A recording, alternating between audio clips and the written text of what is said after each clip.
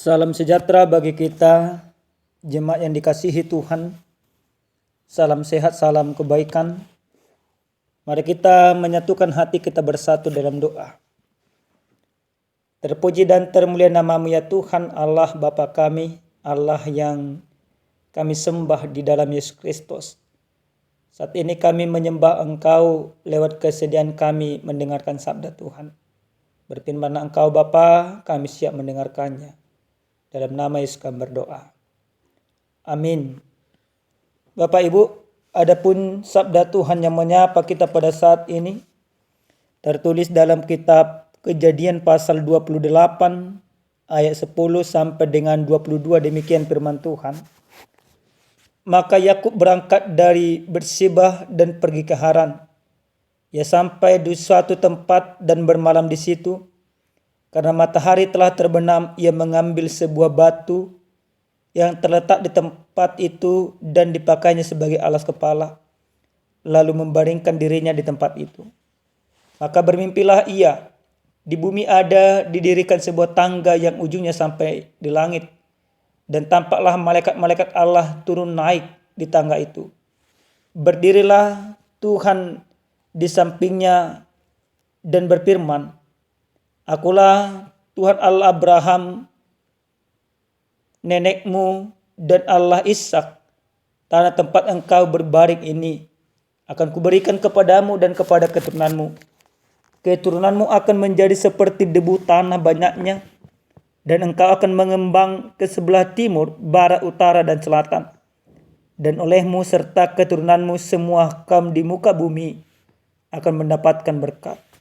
Sesungguhnya aku menyertai engkau, dan aku akan melindungi engkau kemanapun engkau pergi, dan aku akan membawa engkau kembali ke negeri ini.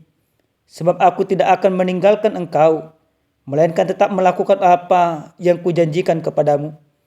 Ketika Yakub bangun dari tidurnya, berkatalah ia, Sesungguhnya Tuhan ada di tempat ini, dan aku tidak mengetahuinya. Ia takut dan berkata, Alangkah dahsyatnya tempat ini. Ini tidak lain dari rumah Allah. Ini pintu gerbang surga. Keesokan harinya pagi-pagi Yakub mengambil batu yang dipakainya sebagai alas kepala dan mendirikan itu menjadi tugu dan menuang minyak ke atasnya. Ia menamai tempat itu Betel, dahulu nama kota itu Luz.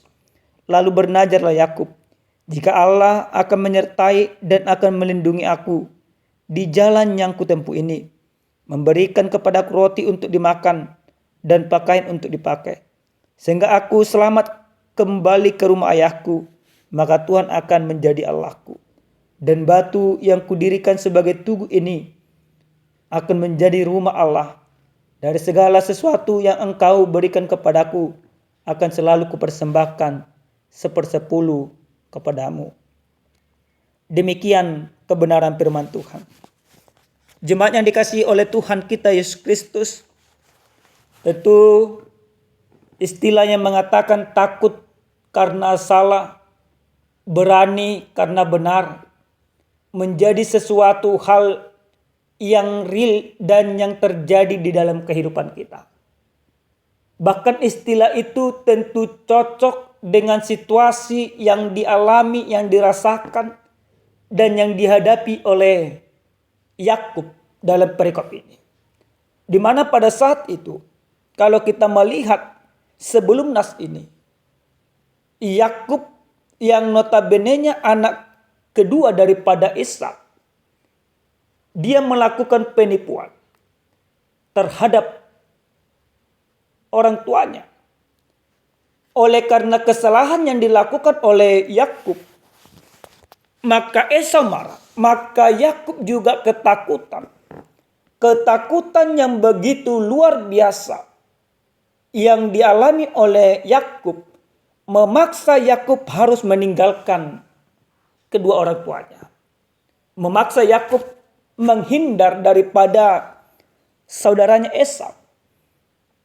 Esau marah dan mengejar Yakub.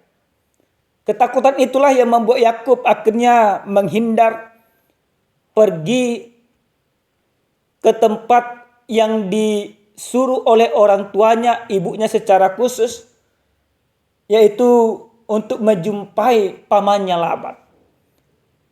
Di dalam perjalanan itulah oleh karena kelelahan, Yakub akhirnya tertidur.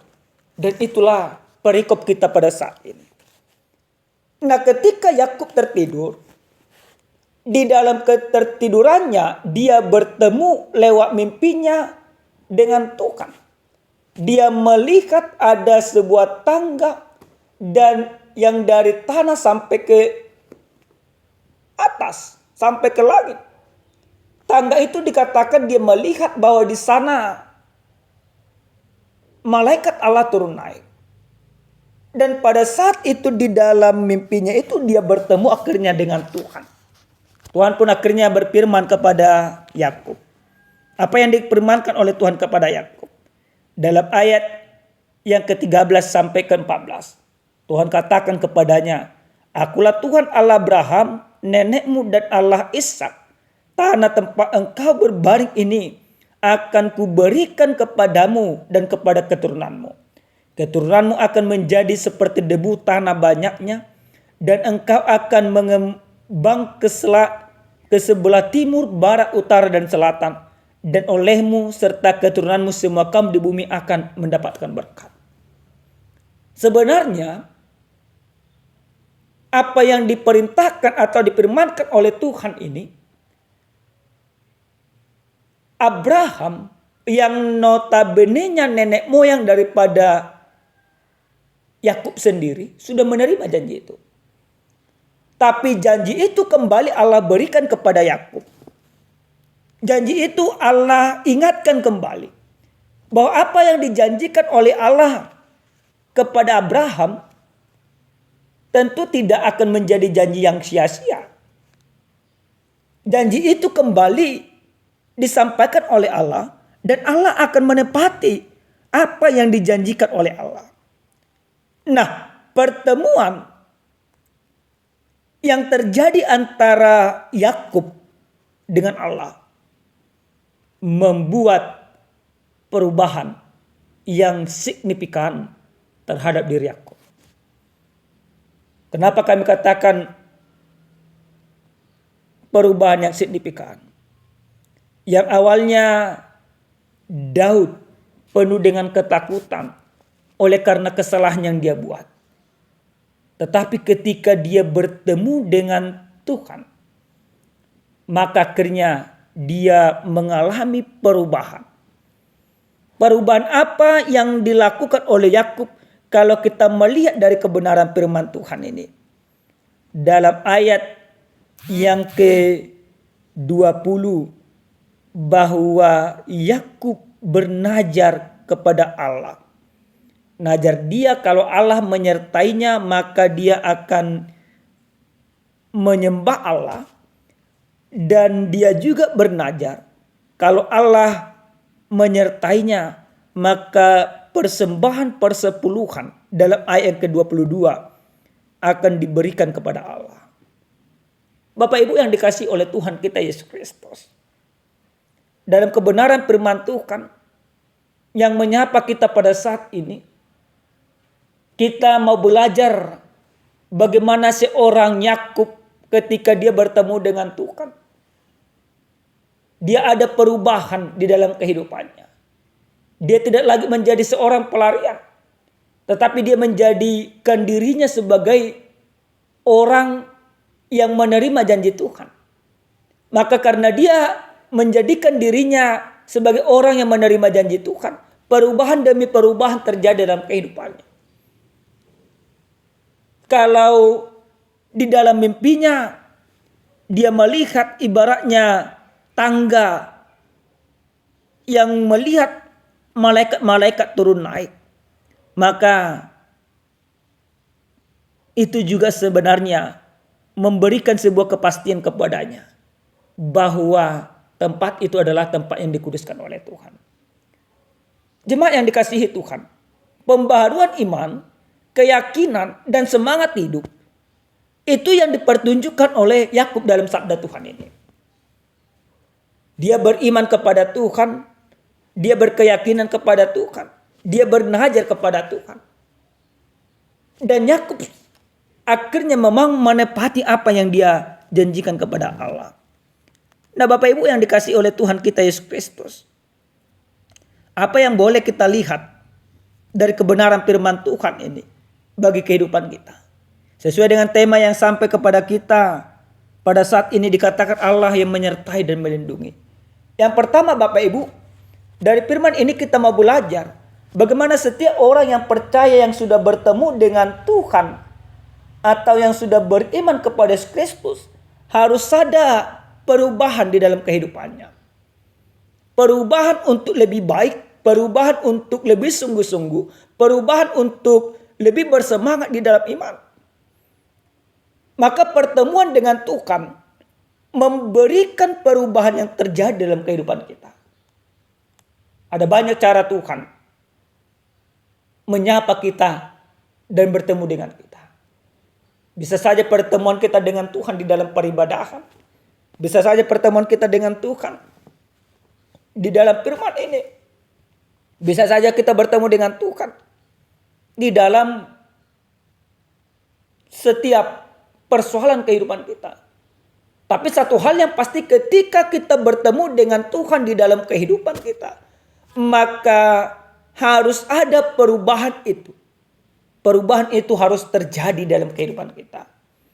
Yang kedua Bapak Ibu yang dikasihi Tuhan, dari firman ini kita mau belajar bagaimana firman ini mau meyakinkan kepada kita bahwa Allah senantiasa menyertai dan melindungi kita. Kristus yang kita muliakan, Kristus yang kita percayai, menjadi penghubung kita seperti tangga di dalam mimpi Yakub ini. Kita menjadi bisa berkomunikasi dengan Tuhan. Hubungan kita yang selama ini retak disempurnakan kembali dalam Yesus Kristus.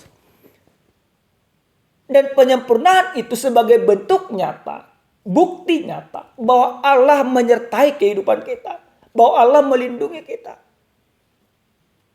Maka Bapak Ibu yang dikasihi Tuhan, kita mau diajak untuk senantiasa di dalam kehidupan, untuk menyadari bahwa hidup kita tidak pernah ditinggalkan oleh Tuhan. Yang terakhir Bapak Ibu yang dikasihi Tuhan, dari firman ini kita mau belajar bagaimana Yakub dalam kebenaran firman Tuhan ini, dia akhirnya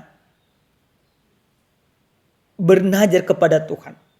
Maka ketika kita menyadari keberadaan Tuhan dalam kehidupan kita, ketika kita menyadari bahwa Allah menyertai kita, ketika kita tahu bahwa Allah melindungi kita, maka kita harus katakan di dalam perlindungan Tuhan, di dalam penyertaan Tuhan, maka kita harus memberikan yang terbaik dari hidup kita untuk Tuhan. Jadi jangan lagi sia-siakan Bapak Ibu hidupmu dengan hal-hal yang tidak benar. Jangan lagi sia-siakan hidupmu dengan hal-hal yang tidak bermanfaat. Tapi katakan di dalam kehidupanmu, Tuhan menyertaiku, maka aku akan mempersembahkan yang terbaik dari kehidupanku atas penyertaan Tuhan, atas perlindungan Tuhan bagi hidupku. Amin. Kita bersatu dalam doa. Terima kasih Tuhan untuk firman Tuhan yang sudah menyapa kami pada saat ini. Biarlah kiranya Tuhan kami melakukan firman-Mu dan kami menyadari bahwa Allah yang kami muliakan, Allah yang kami sembah, Allah yang kami ikutin di dalam Yesus Kristus senantiasa menyertai kehidupan kami hingga pada saat ini. Terima kasih Tuhan, dalam nama Yesus kami berdoa. Amin. Salam sejahtera Bapak Ibu, Tuhan memberkati.